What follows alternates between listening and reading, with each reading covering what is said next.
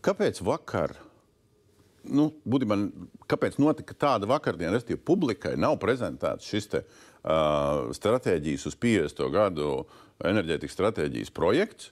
Notiek pie prezidenta sanāksme, kur ir pārdesmit politiķi un pārdesmit nevalstisko organizāciju pārstāvi. No klātesošajiem Cirils kundze vienīgā tur bija. Publika to nav redzējusi. Un kaut kāds sākās enerģijas stratēģijas prezentācija ar kaut kādu vienu šauru sajietu pie valsts prezidenta. Jo? Tā publika, ļoti daudz no tās publikas bija pirmkārt tie, kas arī piedalījās tā dokumentu izstrādē. Tur bija entās fokus grupas, kur tiešām tas ir milzīgs darbs. Tas bija tas apkopojums melnraksts, ko mēs līdz nedēļas beigām arī izsūtām visiem iesaistītiem pusēm publiski. Un tad mēs gaidām 2-3 nedēļas, kad būs dots iespēja iesniegt vēl savus komentārus, viedokļus, ko mēs tad atkal saņemam, izanalizējam, tad veidojam vēl vienu tikšanos darba grupās, fokus grupās, kur arī Cirils kundze piedalījās, kur arī tās diskusijas notiek, apkopojam, saprotam, vai mēs spējam novienoties izkopā, un tad ejam tālāk. Ārvalstu investoru padomu tieši tāpatās, kā vairākas citas organizācijas bija iesaistītas šajās fokus grupās. Mēs gājām, diskutējām un runājām par dažādi uzstādītiem jautājumiem, apsverot vektorus, attīstības iespējas, pieņēmumus un dažādas tādas politikas plānošanas jautājumus. No otras puses, pēc visām šīm fokus grupām mēs jau nezinām tieši kādu secinājumu no tā viss tika izdarīt.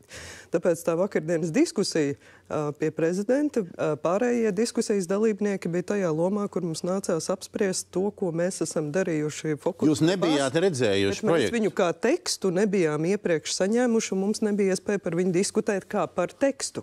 Mēs varējām runāt tikai principu un pieņēmumu līmenī. Ja mēs runājam par stratēģiju, es vispār entos gadus jutos kā Sizifs ar akmeni, kurš mēģina iestāstīt, ka mums ir vajadzīga šī stratēģija, ir vajadzīga. Un tas tiešām ir liels politiskais izaicinājums uzņemties stratēģiju rakstīt. Jo stratēģija, lai uzrakstītu, tev būs jāpasaka ne tikai tas, ko tu darīsi, bet arī tas, ko tu nedarīsi. Tas nozīmē, ka būs liela interešu konflikta. Vēlētos uzteikt, ka tas nav tā, ka mēs apsēdāmies, tūlīt ierēģi kaut ko sarakstīs, un tad mēs atkal visi dansosim apkārt. Nē, ka tiešām notiek šī iesaiste. Šīs fokusa grupās tiešām viņas ir veidotas tā, lai būtu no visām pusēm eksperti iesaistīti no dažādiem aspektiem. Tiešām diskutējam, mainamies ar viedokļiem. Es domāju, ka vajadzētu sanākt diezgan rezultātam, kas mums varētu noderēt. Stratēģija pēc būtības tā ir ceļa karte, kur mēs paskatām, kur mēs vēlamies nokļūt un kā mēs redzam, kā mēs to varam sasniegt. Jā, es neesmu tikai pie prezidenta bijis, bet arī neesmu fokus grupās, un tāpēc es jūtos vispār brīvs izteikties, un jūs nopublicinājāt vakardien, un kas varēja pa nakti no rīta izlasīt, tiks izlasīt. Es teiktu, ka pirmais mans reakcija, es īstenībā gribētu baigi uzteikt tieši formu. Lai kā tev kaitināt tās bildītes vispārējais, bet beidzot ir tā, vienkārši saprotam salikts. Protams, ir atsevišķas vietas, kur uzkarās smadzenes, bet tajā brīdī, kad šo, prāta mežģi tu atrisini, tad patiesībā, ja tu man prasa, es neizlasīju to sadaļu, ko dara, bet uzreiz es aizēju šiem grafikiem, starp citu, ka biznesam tas ir labi. Es uzreiz paskatos, kādas ir prognozes visos scenārijos par biomasas patēriņu, kas man kā nozarei ļoti, ļoti svarīgs lielums. Konstatēju, ka īstenībā man par pārsteigumu tikai no 2040. gada pie visiem scenārijiem biomasā ir gaidāms kāds būtisks patēriņa samazinājums enerģijā. Es patiesībā biju gaidījis ātrāk.